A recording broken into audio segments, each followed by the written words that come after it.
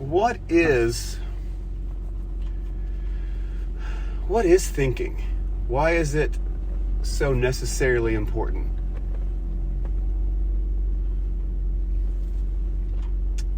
As I begin to ponder things like this, I listen to a lot of debates. I listen to a lot of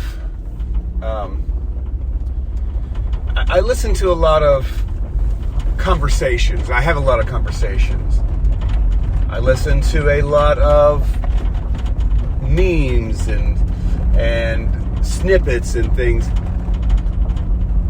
And you wonder, how can we get it so wrong? How can we be so diametrically opposed?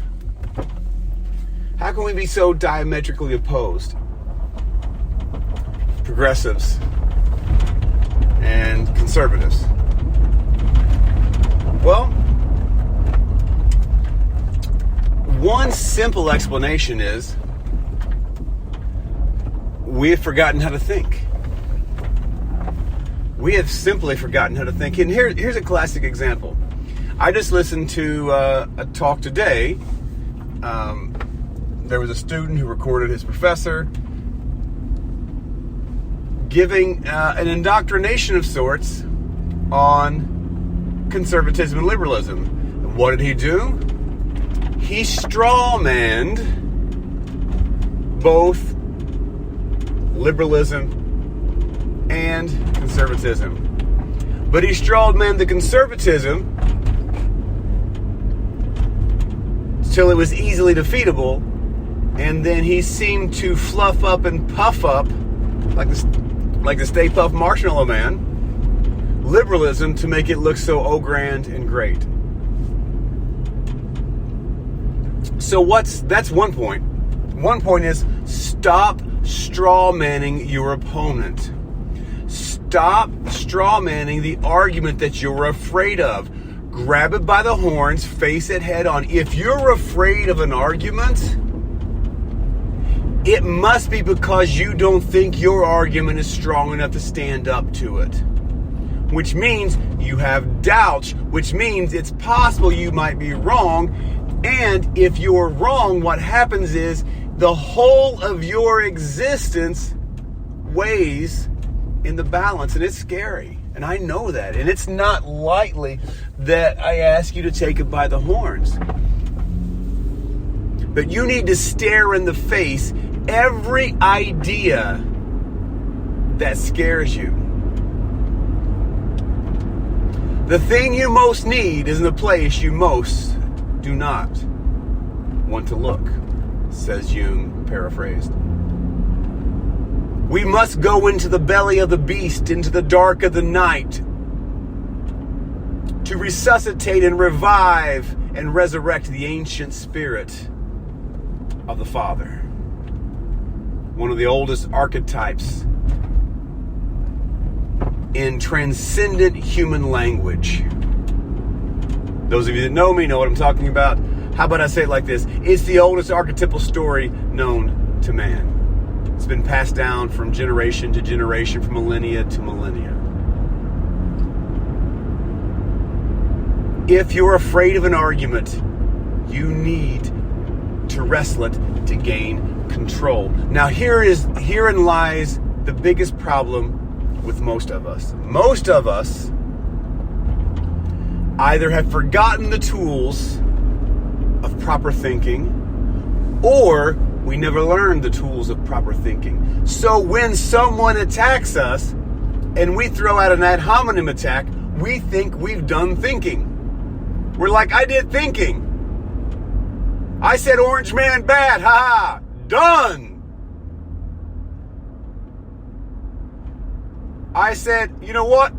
All white people are racist, done.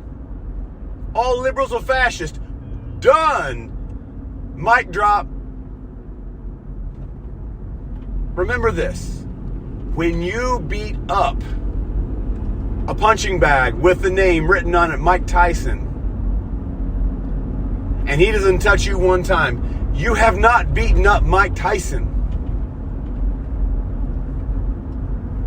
If you create an army, if you create this great sandcastle and then you go out and you stomp on that sandcastle, you have not therefore destroyed a village or destroyed a town. Stop strawmanning the arguments that are opposite of yours. There's a very great lesson to learn from C.S. Lewis, and C.S. Lewis always steelmans his opponent. He always bolsters and creates the steelman argument in such a manner, in such a way, that you actually begin to think there's no way he can come out of this. He's boxed himself into this corner. He's actually going to prove himself wrong by his argument. This is going to be fantastic. Watch him. He's not going to make it. And yet, Lewis systematically begins to tear it apart using thinking and proper tools, and suddenly you see the flaw in the logic. You see the fly in the ointment. And you go, oh, I would have missed that. He surgically just took it apart. I would have missed that clue right there. I would have missed that underpinning. I would have missed that fissure in the foundation, as it were. I would have missed it. If we respect the opposition enough to steelman their arguments, what we will find out is sometimes they are no longer the opposition because they actually have a better argument than us. And then we need to recalibrate our paradigm. We need to recalibrate our belief systems. We need to restructure the way we think and incorporate the new information and incorporate the new belief system and go, you know what? Here's one for me. I'll give you an example. I grew up with the understanding that Jesus, that Trinitarianism was a heresy. Well, after 30 years of study in philosophy, in psychology, in literature, in my own personal experience, just in science and in math, what I've come to find out is, barring a few scriptures that are a bit ambiguous on it, the Trinitarian doctrine abductively makes the most sense. What does that mean? It means I'm going to make an inference to the best explanation because I don't know if there's just a singular modalistic God up there or if there's a Trinitarian deity. But given all the clues from 30 years of looking and pulling apart every argument I could find, Trinitarianism makes the most sense. I had to walk away from church that I grew up in because they held that modalistic oneness doctrine was the only doctrine of a true Christian. And if you reject that doctrine, you cannot be in membership or fellowship with that organization. What did I do when I found out that I thought Trinitarianism was the more full doctrine and made the most sense? I recalibrated my worldview and I rejected what seemingly was not true.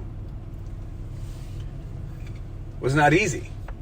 I've done that with every possible thought that I can think of. When I have a thought, immediately when a thought pops into my head, I immediately have opposition. I have the Socratic dialogue going in my head. When I have a thought, I immediately have somebody pushing back, steelmanning their position and pushing back on me and pushing back on me and pushing back on me. And many times I go to post some pithy saying on some pithy meme on social media, and what I find is I find myself going, I don't know.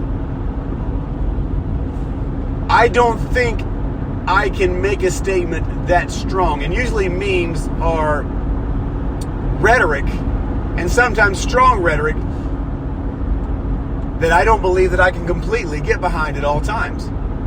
So I don't post a lot on social media on my opinions and views because I don't know that I can sincerely back them up as strongly as I want to. If I post something on social media, you can be sure that I'm pretty confident that I can back it up. That doesn't mean that I'm not open to critique and criticism. That's why I post it, because I am open to critique, because I've poked as many holes as I can in it, and I set it out to the world for them to poke holes in it, because if they can poke holes in it and the holes are legitimate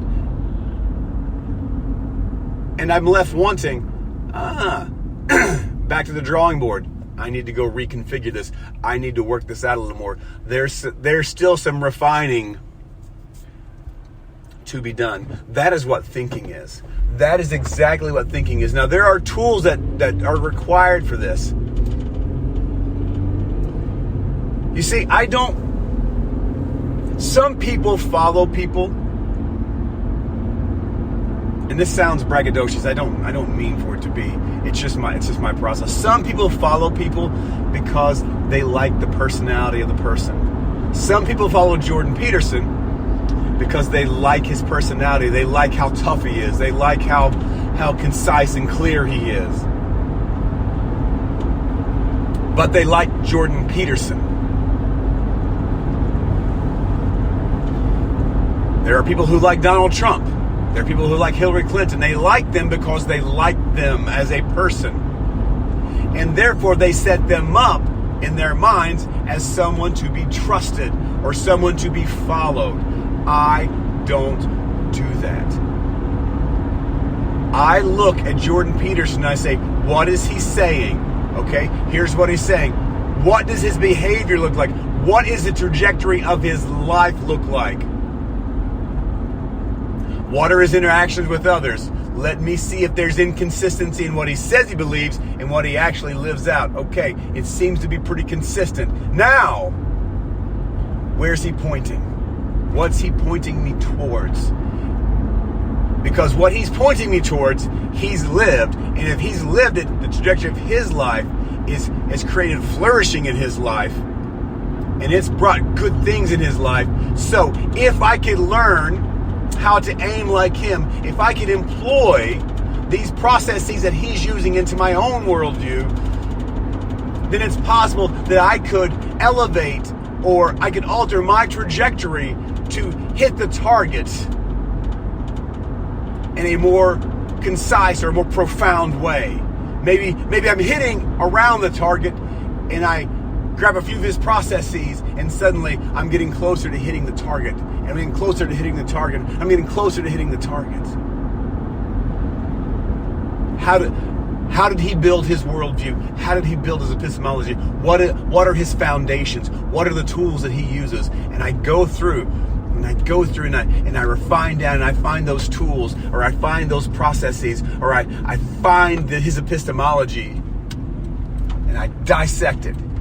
And I extract from it what I can use and what is good for me. And I implement it into my worldview, into my lens of how I see the world. And then I go from there.